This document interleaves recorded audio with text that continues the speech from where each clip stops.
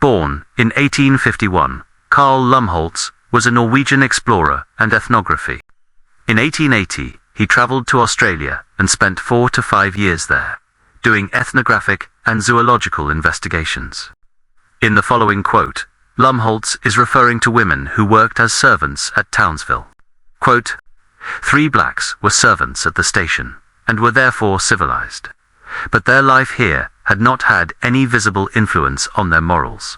One of them, a woman, told me that her fellow servant had given birth to 3 children, all of which had been killed. The mother had put an end to 2 of them herself, while the third had been permitted to live until it was big enough to be eaten.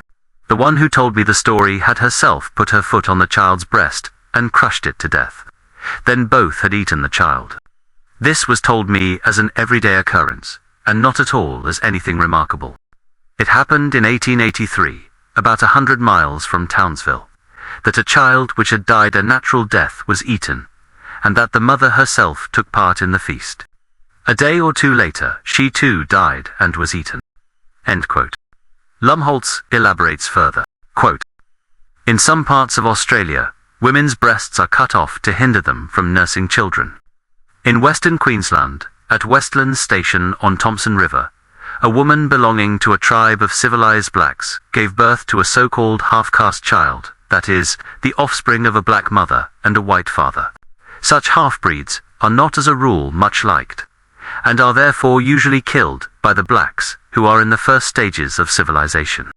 In this instance, the blacks had indeed been in long intercourse with white people, and still the child was killed. It was permitted to live about 3 weeks, but one day one of the men put his hand round its neck and held it up till it was choked to death. Thereupon it was roasted on the fire and distributed among those present, and eaten most greedily. Many of the white people at the station were witnesses of this event. At another time, the conversation turned on a child that had died about a month ago. One of the natives, who was aware that I collected various things, asked me whether I would like to get this child, and added, "Why have they been so stupid as to lay it in the ground?